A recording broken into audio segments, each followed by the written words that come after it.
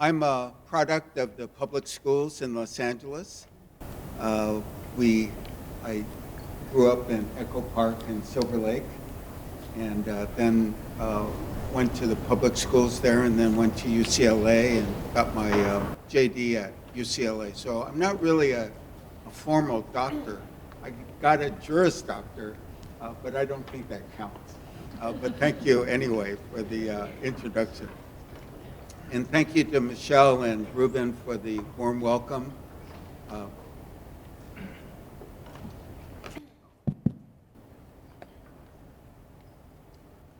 Thank you. Um, in terms of my background, I was president of the Asian Americans Advancing Justice for 35 years. My wife and myself both came down with cancer in 2017 and 2018. So I had to semi-retire, but I had been working, I had taught a class at UCLA called Asian Americans in the Law for 35 years, one class a year. And in 2009, I finished a book called Untold Civil Rights Stories. My wife organized about 10 teachers, and they wrote about 14 lesson plans for K through 12 students. And then in 2020, PBS did a 5-hour documentary on Asian Americans, and they asked us, my wife and I, to be in charge of the curriculum. So my wife organized 40 teachers from around the country, and they wrote 36 lesson plans. So in 2021, we had 48 lesson plans for K through 12.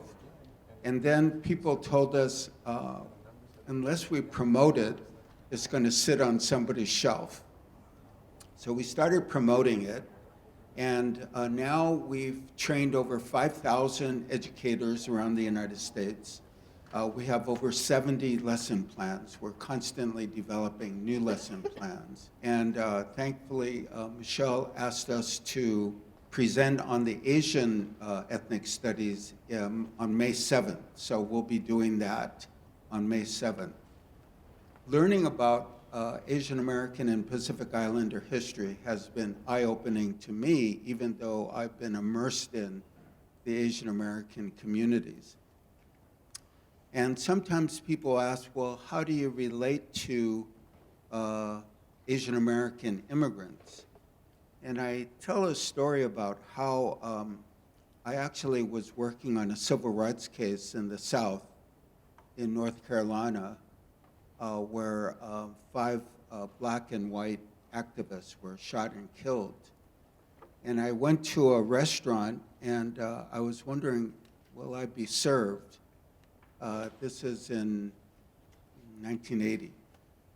And a white waitress came up to me and said, where are you from? Where's your family from? And I thought about my mother's side of the family.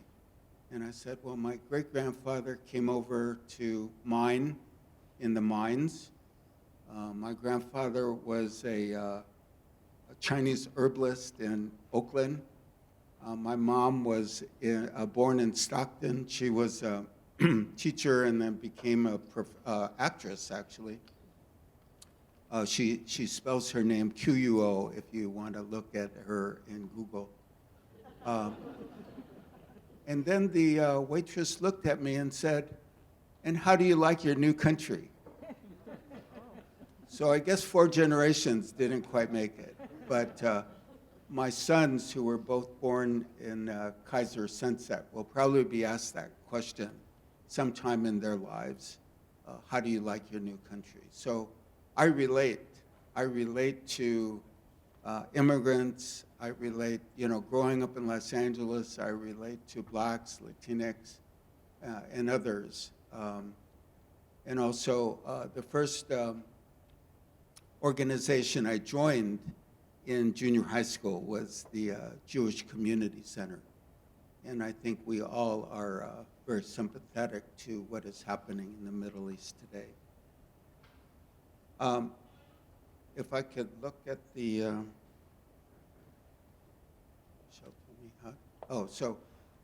as I said, I've been, if you look at the slides, I've been working on this since 2006, and we worked with UCLA and Stanford to develop these ethnic studies lesson plans. I do want to say we have over 70 lesson plans, and in the back, this is a prelude for our May training.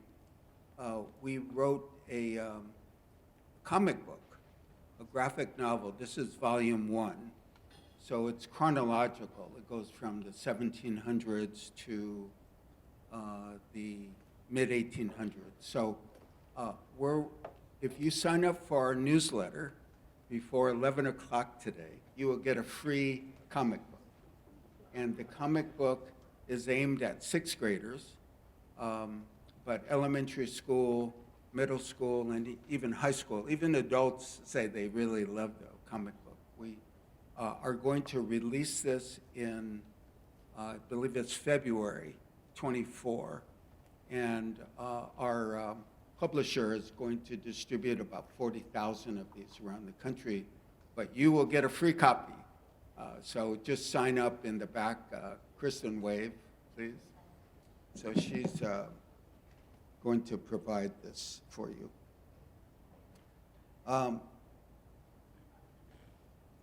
We, in the Asian American Education Project, we're very willing to work with all of you. If you want us to come into your school to train teachers, we found, colleges have Asian American Studies courses, but we found in the K through 12, even in California, there's very little on Asian American history. Last week, I was in Washington, D.C., because one of my former staff, our litigation director, was being honored, Julie Su. She's the acting Secretary of Labor. And I introduced her, and I recounted the story about El Monte garment workers who were Thai, who were enslaved in El Monte, not too many miles from here.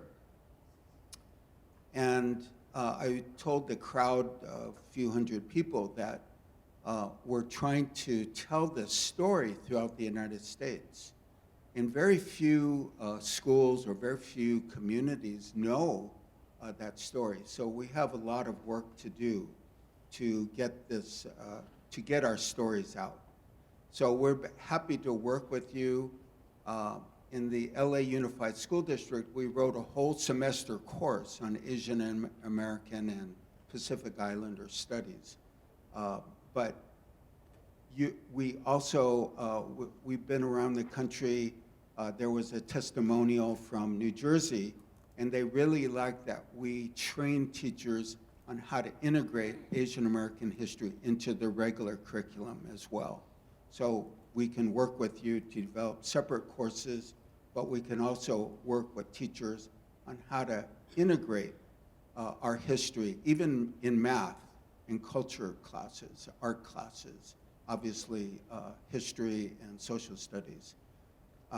We will be going to the NCSS conference, I think it's next month, in Nashville as well.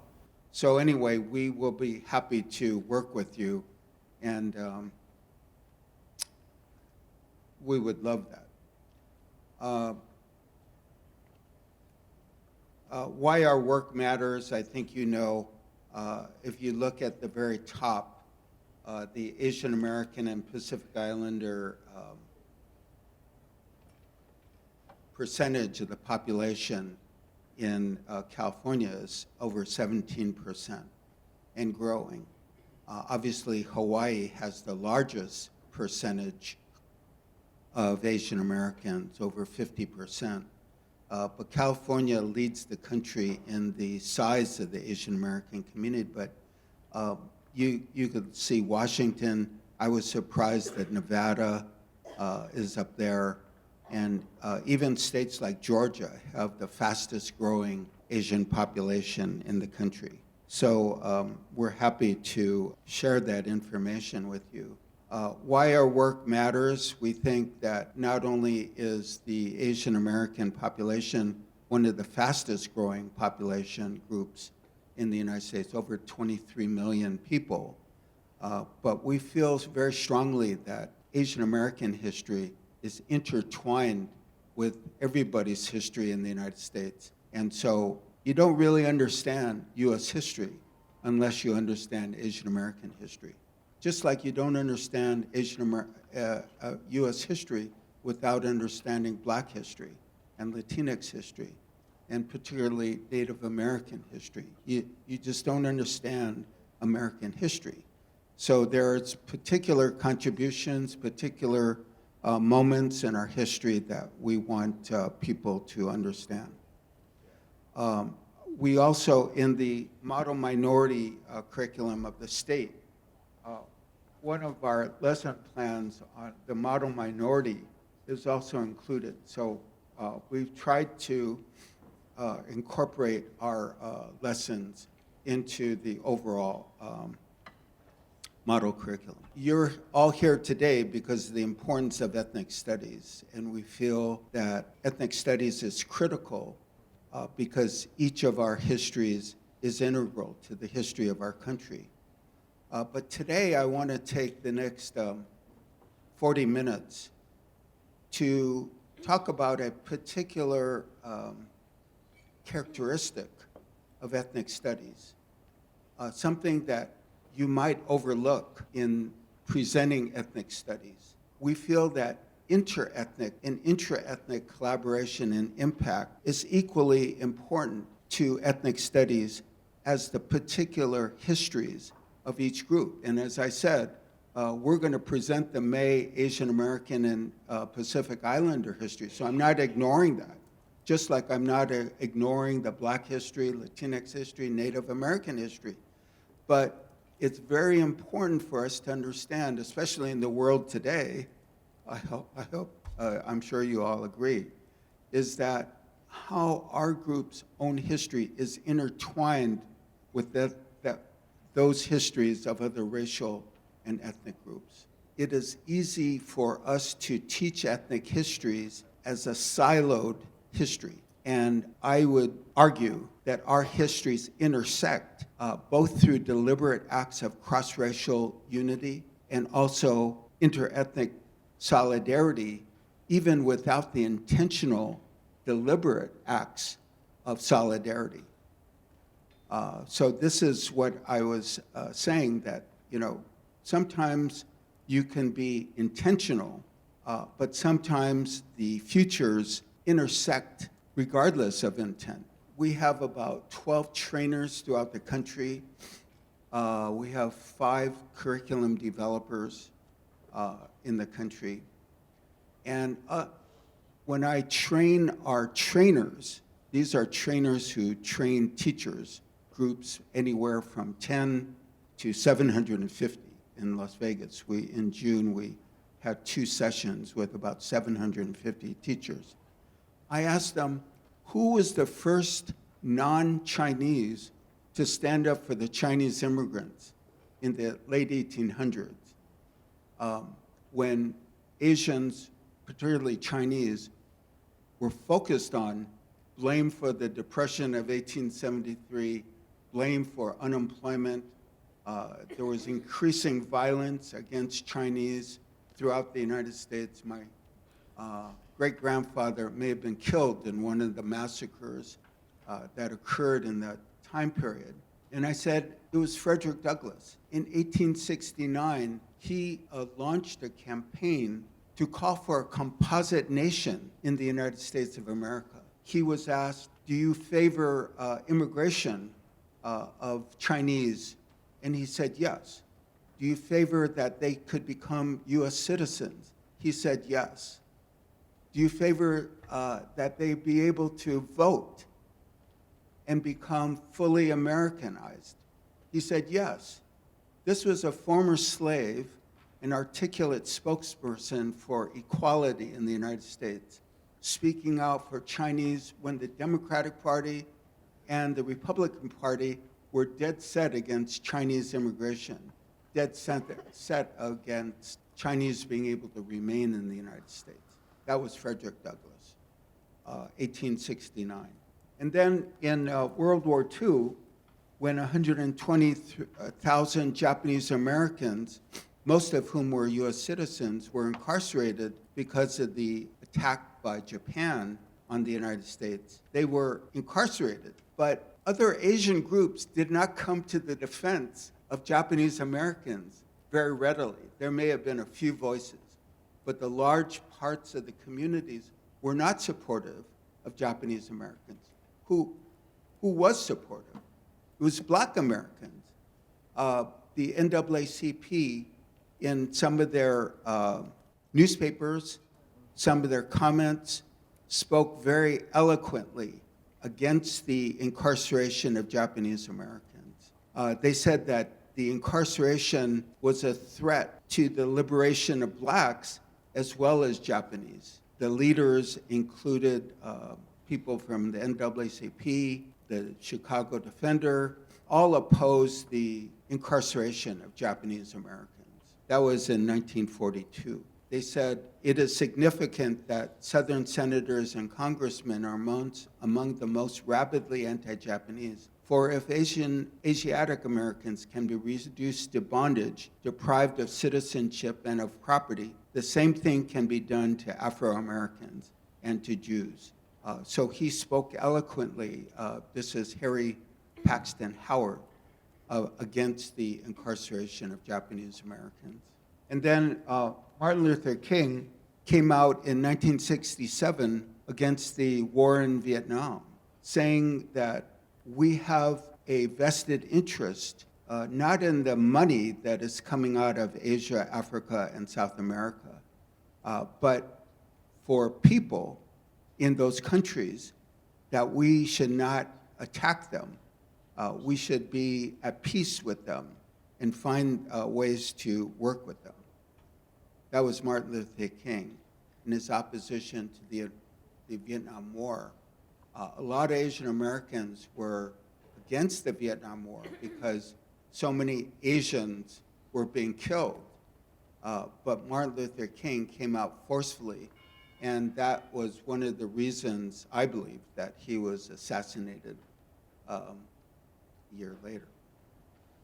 But there are other Asian Americans who have sided with the Black community and fought with the Black community for justice. One of them was Yuri Kochiyama, who herself was incarcerated as a Japanese American during World War II. But she was active in the civil rights movement in the 50s and 60s and the Black liberation movement, and known for her friendship with Malcolm X. In fact, if you look at pictures of Malcolm X being assassinated, he died in the arms of Yuri Kochiyama. So the unity was deep, the feelings were deep. It wasn't an accidental or incidental coming together.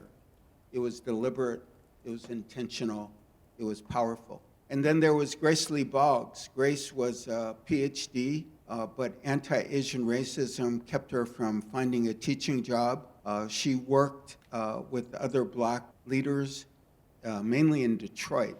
And she pushed for housing justice at a time when others stayed away.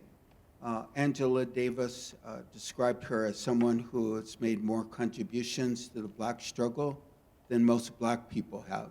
I don't know if that's true, but Grace was a very powerful spokesperson for unity with the African American community. And then post 9/11, in the rising Islamophobia, I remember Norm Mineta, who was in both Democratic and Republican administrations, telling President Bush, you have to warn the country against anti-Muslim activity after the World Trade Centers were bombed by terrorists. And Yuri, Fred, came out very forcefully, joining Muslim Americans in protesting surveillance, registration, and obviously violence throughout the country. Fred was incarcerated during World War II, even though he was trying to join the U.S. Army. We wrote an article on Fred and his struggle in our Untold Civil Rights Stories. So that's also included in our website, asianamericanedu.org. So if you look at it, you could look at the PBS documentary and you could see the Untold Civil Rights Stories. And then a few years ago, I was honored, greatly honored by the Mexican American Legal Defense and Education Fund, and I received the Lifetime Achievement Award. And at the dinner, I talked about the unity between Mexican Americans and Filipino Americans. And people had not heard about the Filipino Americans. In 1965, it was actually the Filipino American farm workers in Delano who launched the Delano grape strike. But they realized that they were only part of the farm workers, and they realized that they didn't have very many charismatic farm workers. So they reached out to Cesar Chavez and Dolores Huerta, and they united. 5 years later, they won the Delano grape strike, and they formed the UFW, one of the most powerful unions in the country. So people don't know those stories of how we've united, come together, and become stronger by the unity between our communities and between our workers. This is a picture of Cesar with Larry Itliong, the main organizer in the Filipino farm workers. It's a wonderful story, and these stories will be told in our comic book series, but you could look at our website. All 70 lesson plans on our website, asianamericanedu.org. Coming up to date, a lot of politicians try to use Asian Americans as a wedge group, claiming that they are opposed to affirmative action. But actually, we've looked at a lot of polls throughout the country, and Asian Americans and their organizations support affirmative action. So you may want to know this in teaching about current issues. But the other point I wanted to make is, yes, there are clear instances of solidarity where there's deliberate, intentional unity that's created. As I've given you a few examples, we're even doing more research to develop more. If you have other stories that you would like us to include, let us know. When I was talking to Julie Sue last week, she reminded me about a case we brought against Abercrombie and Fitch on behalf of minority workers, as well as a UC Berkeley case on behalf of Black and brown students. But if you have those stories, let us know. But the other point I wanted to make is that we are all interconnected, interdependent, even without intent. And I want to give a few examples of that. Those of you who are history teachers would know this story of the 14th Amendment. And the 14th Amendment was a very powerful amendment that had several protections. Most people know about due process, but also the 14th Amendment in the very beginning talks about citizenship for people born in the United States. This was very significant because Black slaves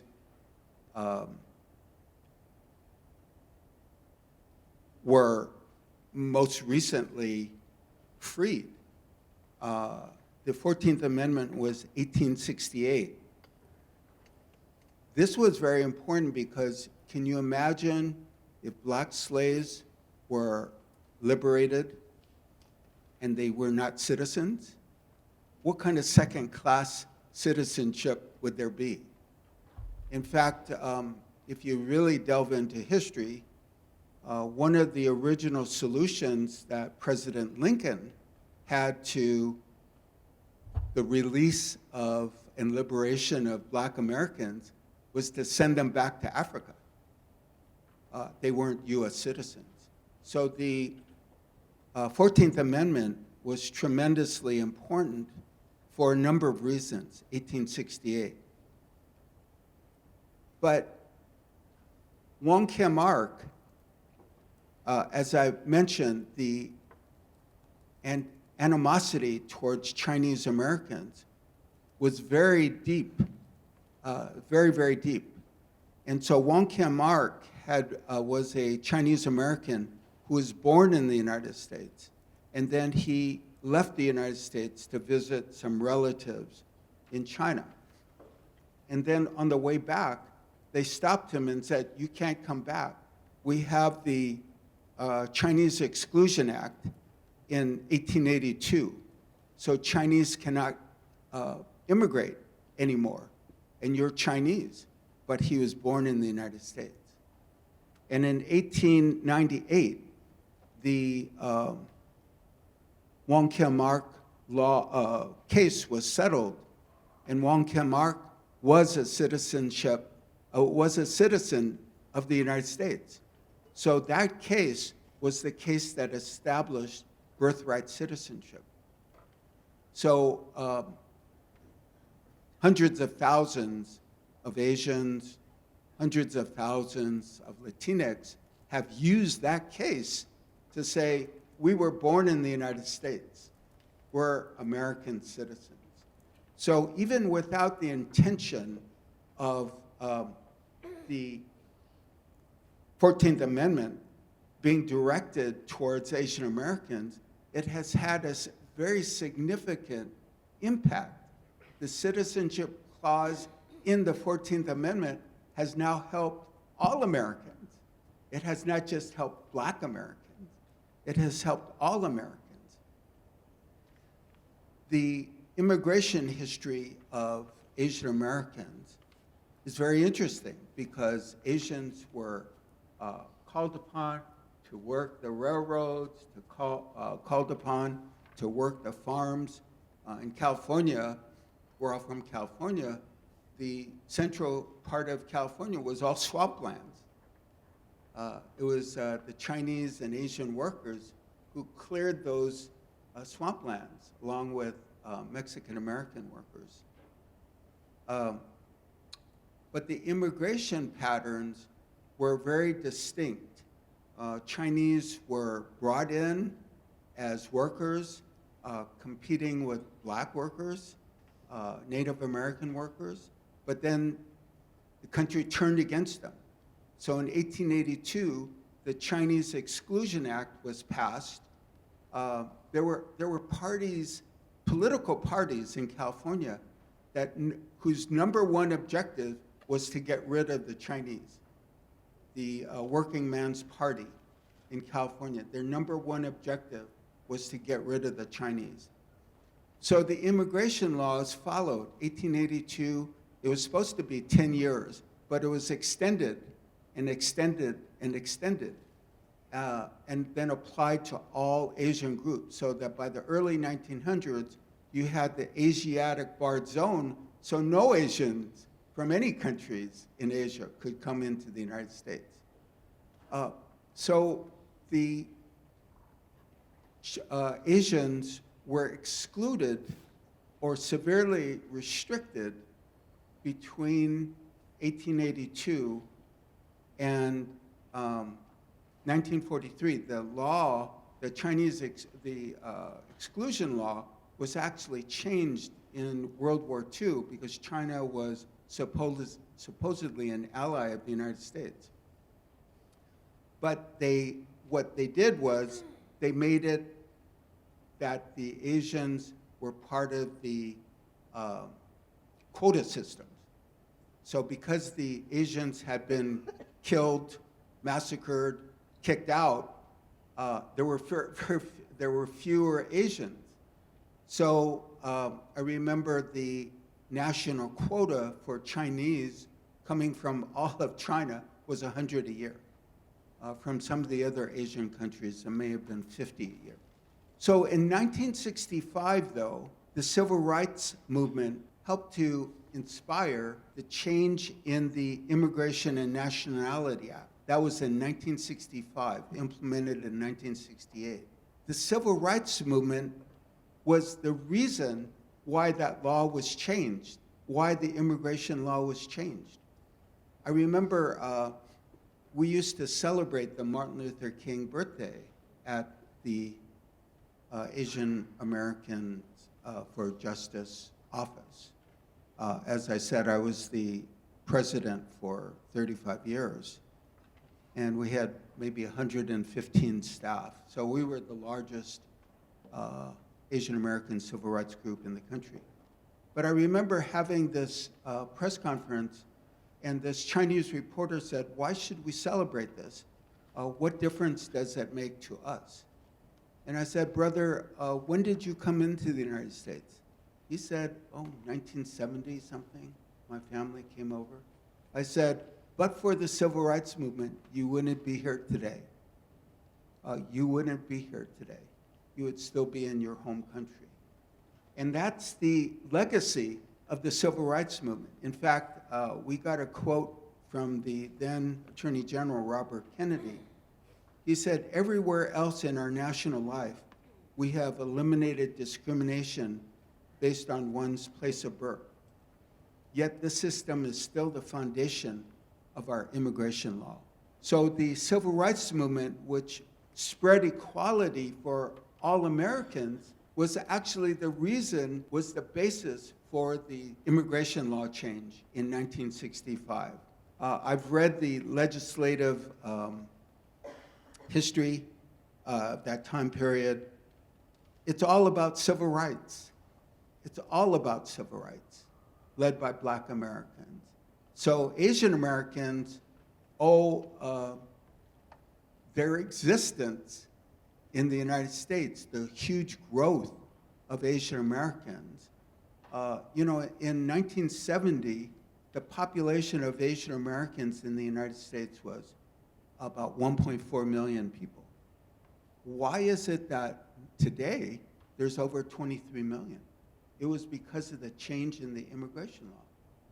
And so the civil rights movement was the main reason why that law was changed. And then there's other unintentional international dimensions to our unity and to our philosophies. And the impact of Gandhi in the 1950s really had an impact on Martin Luther King and the Black-led civil rights movement. So there was that international connection. But when I ask you about Dreamers, most people would relate more to Latinx community members, and which is true, as the size and the people who have come out to speak forcefully for Dreamers, people who were born outside the United States but came into the United States as a child, and obviously there is current controversy about DACA students, DREAM students. So it's seen as a Latino issue, but actually the first Dreamer was Teresa Lee. Teresa was a Brazilian-born South Korean, and she was a pianist. She came over when she was 2 years old, and she was a very talented pianist, but she couldn't join various contests. She couldn't get into college because she was undocumented. She came over when she was 2 years old. So in 2001, Senator Durbin in Illinois introduced the DREAM Act to provide young undocumented immigrants with pathway to citizenship. So even though it was not an intentional deliberate act, we need to understand the background of how we're interconnected. Otherwise, we don't understand, don't really understand our history. And then the last, or one of the other examples I wanted to give was in Japanese Americans through the Liberty Act, the Civil Liberties Act of 1988, received a formal apology 50 years later after the incarceration of Japanese Americans, 1988. Japanese Americans, if they had a connection to those who were incarcerated, would receive $20,000. That was a connection to the recent California Committee on Reparations for Black Americans. And one of the Japanese American attorneys who was part of the fight for reparations for Japanese Americans was on that reparations task force, which recommended like 200 recommendations on what to do about Black slavery. So this is, again, another example where we are interconnected, even though it wasn't necessarily an intentional connection. It was an interconnection because Japanese Americans received reparations. They shared those lessons and that importance with the reparations movement today. The last example I wanted to give was Lau versus Nichols. In the Civil Rights Act of 1964, it included provisions that said you have to provide an equal education. In the 1970s, in San Francisco, Chinese students were coming in. Remember, the immigration law was changed in the late 1960s? So Chinese students were coming into the San Francisco school district and they were flunking out. Why? They didn't speak English. And all the classes were in English. So the parents in San Francisco brought the Lau versus Nichols case. And in the 1974 ruling by the Supreme Court, they applied the Civil Rights Act of 1964, that if you don't provide an equal opportunity in education, we're going to take away all your federal funding. So guess what? They changed their policy to provide English language catch-up classes for the students. But this case, Lau versus Nichols, became the case for bilingual education. For those of you in bilingual education, you must have heard about the Lau versus Nichols case. It wasn't intentional to help other Asians, other Latinx, but it had a broad impact on the history of students who didn't speak English or who had to maintain some sort of semblance of their home language, otherwise they wouldn't know what was going on in the country. So that was Lau versus Nichols. It was a unanimous decision.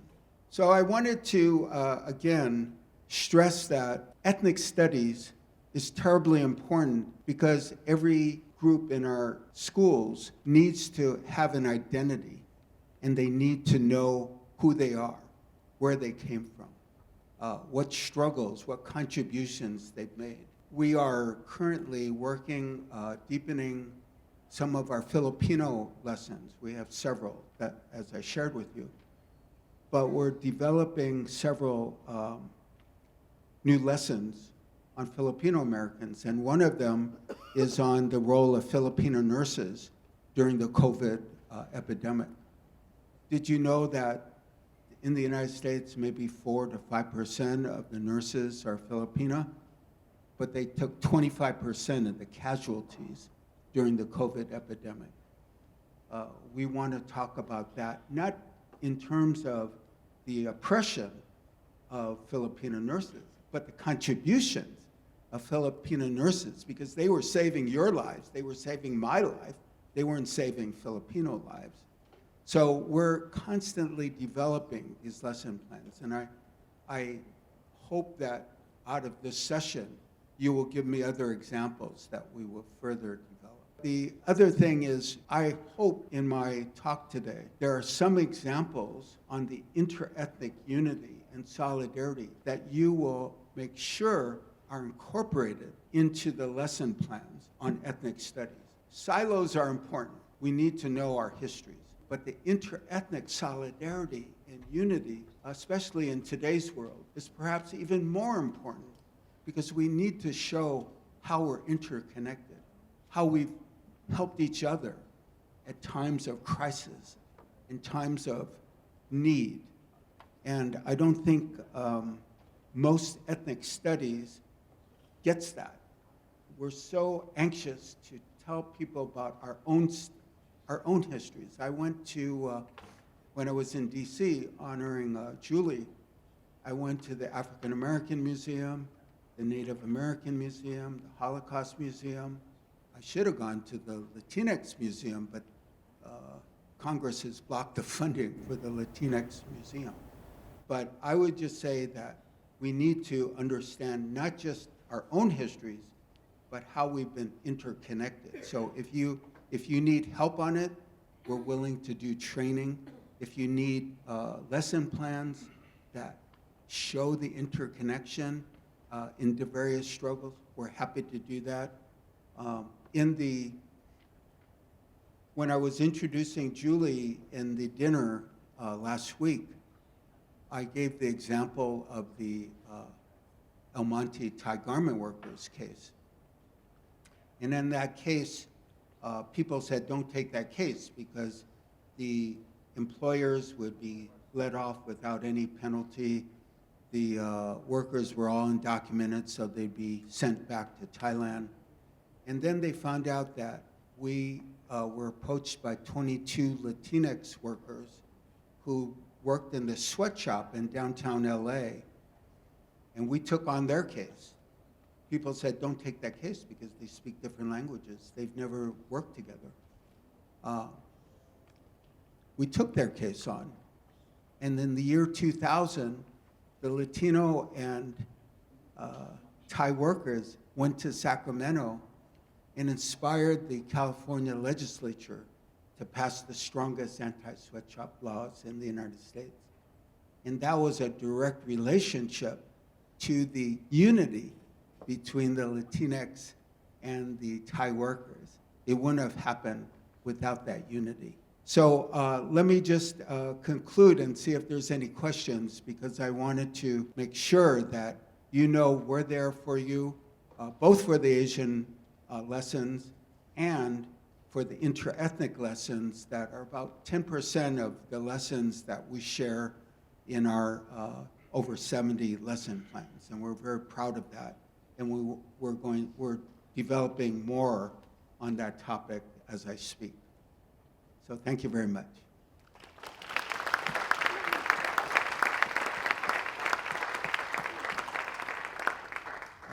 Should I just open it up to any questions? I just have a statement. One of our students recently went to one of your workshops that you were holding, and she spoke in front of the school board to tell the school board to take action, and we want to see this kind of curriculum within our school district. And we just put forward that syllabus to our school district directly because of that student. So thank you for the work you're doing.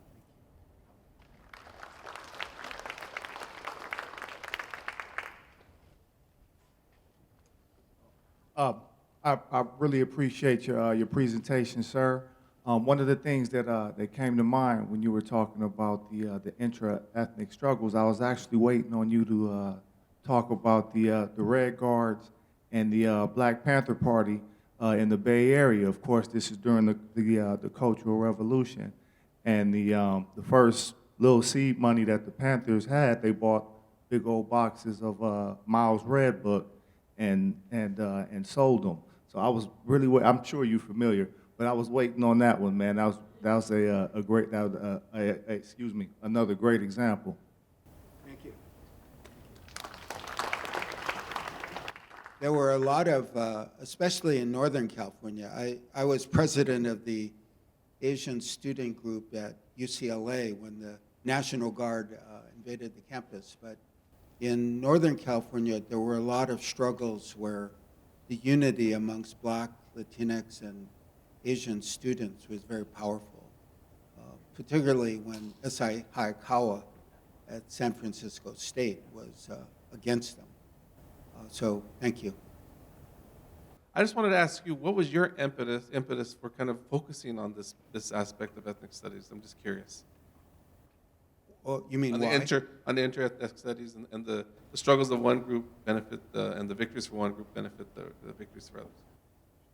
I mean, I grew up in the civil rights movement, and one of my first big hisses was to go to North Carolina, where 5 black and white activists were shot and killed. So I saw firsthand how black Americans were treated. I saw the class and race differentiations and the huge gulf between whites and blacks. It was startling. But in a more concrete way, one of my close friends, my parents' close friends, was the first Chinese American judge in the United States. And his wife, Dolores Wong, introduced me to the Brotherhood and Sisterhood camp by the National Conference of Christians and Jews. So I went to that camp, and it was, growing up in Echo Park, I had interethnic neighbors.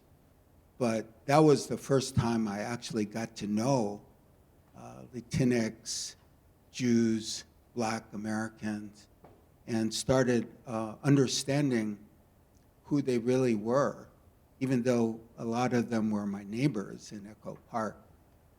It was a joy, but it was also life-changing, because I saw how they grew up, their struggles, their contributions.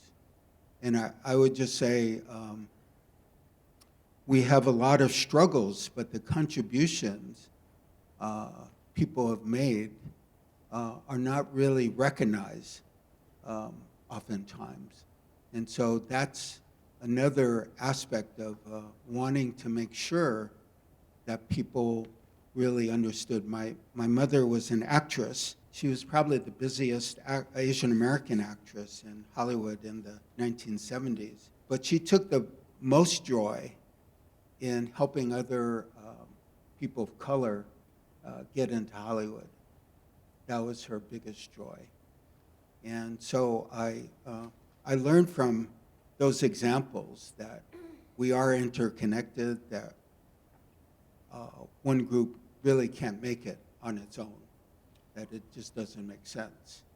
So I find tremendous joy in that, and I hope we could share that with our students. Hi, I used to organize with an organization in LA called Vigilant Love, which is like solidarity work between Muslim Americans and Japanese Americans.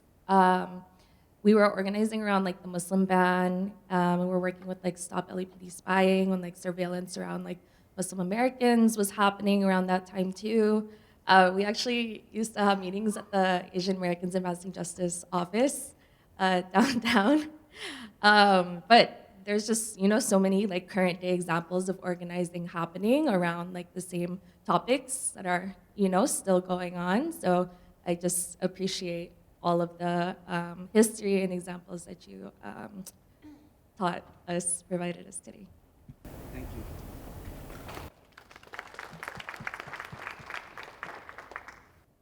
And I'm reflecting on, what I just saw here, man, and I'm thinking about the textbooks that we use in my class, in my history class in particular, and how it's laid out. Like, it'll lay out, like, say, the Great Depression, and it'll be like a section on the Great Depression. And then at the end, it'll say, like, African Americans in the Great Depression, Asian Americans in the Great Depression, Latinos in the Great Depression. And or even like how the, more locally, how the Zoot Suit riots are treated. Like, everything is like in a separate little box. And I totally, opposed to, what you're giving us, right now.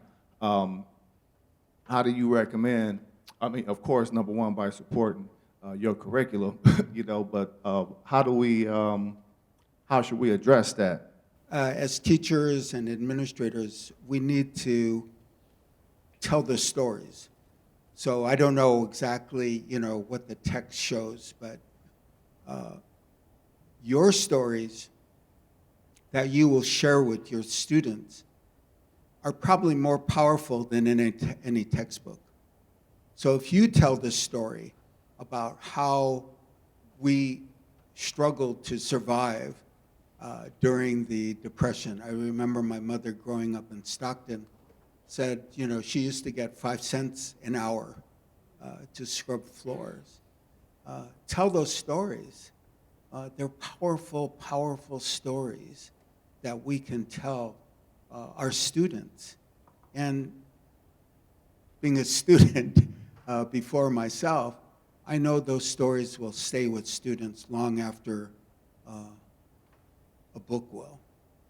So I just encourage you to look at our stories, look at our lesson plans, see what you could use, and then relate them to your own stories.